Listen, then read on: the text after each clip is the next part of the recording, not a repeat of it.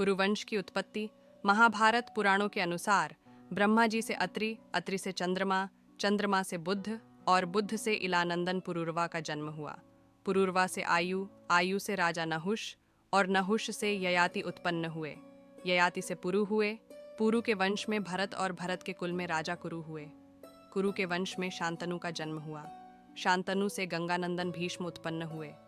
उनके दो छोटे भाई और थे, चित्रांगद और विचित्रवीर्य। ये शांतनु से सत्यवती के गर्भ से उत्पन्न हुए थे। शांतनु के स्वर्गलोक चले जाने पर भीष्म ने अविवाहित रहकर अपने भाई विचित्रवीर्य के राज्य का पालन किया। भीष्म महाभारत के प्रमुख पात्रों में से एक हैं। ये महाराजा शांतनु के पुत्र थे। अपने पिता को दिए गए वचन के कारण इन्होंने आजीवन ब्रह्मचर्य का व्रत लिया था। इन्हें इच्छा मृत्यु का वरदान प्राप्त था। एक बार हस्तिनापुर नरेश दुष्यंत आखेट खेलने वन में गए। जिस वन में वे शिकार के लिए गए थे, उसी वन में कण्व का आश्रम था।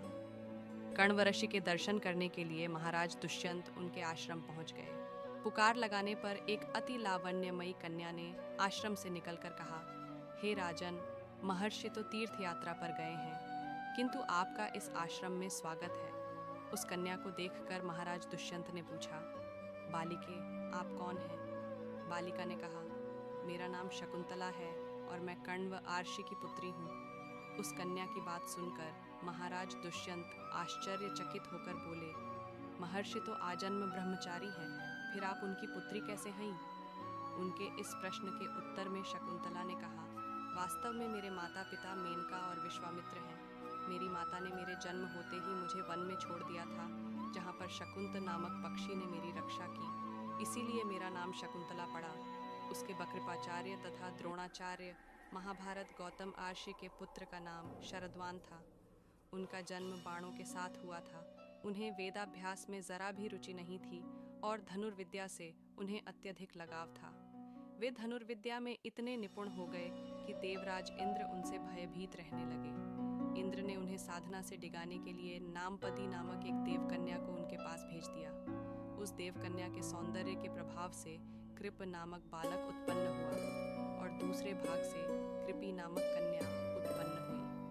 कृप भी धनुर्विद्या में अपने पिता के समान ही पारंगत हुए। भीष्म जी ने इन्हीं कृप को पांडवों और कौरवों की शिक्षा दीक्षा के लिए नियुक्त किया और वे कृपाचार्य के नाम से विख्यात हुए। कृपाचार्य के द्वारा पांडवों तथा कौरवों की प्रारंभिक शिक्षा समाप्त होने के पश्चात अस्त्र शस्त्रों की विशेष शिक्षा के लिए भीष्म जी ने द्रोण नामक आचार्य को नियुक्त किया।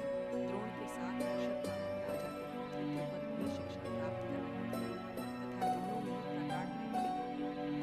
उन्हीं दिनों परशुराम अपनी समस्त संपत्ति को ब्राह्मणों में दान करके इंद्राचल पर्वत पर तप कर रहे थे। एक बार द्रोण उनके पास पहुंचे और उनसे दान देने का अनुरोध किया। इस पर परशुराम बोले, वत्स, तुम विलंब से आए हो। मैंने तो अपना सब कुछ पहले से ही ब्राह्मणों को दान में दे डाला है। अब मेरे पास केवल अस्त्र शस्त्र ही शेष बचे हैं। तुम चाहो तो उन्हें दान में ले सकते हो। द्रोण यही तो चाहते थे, अतः उन्होंने कहा, हे गुरुदेव, आपके अस्त्र शस्त्र प्राप्त करके मुझे अत्यधिक प्रसन्नता होगी, किंतु आपको मुझे इन अस्त्र शस्त्रों की शिक्षा दीक्षा देनी होगी तथा विधि विधान भी बताना होगा। इस प्रकार परशुराम के शिष्य बनकर द्रोण अस्त्र शस्त्र आदि सहित समस्त विद्या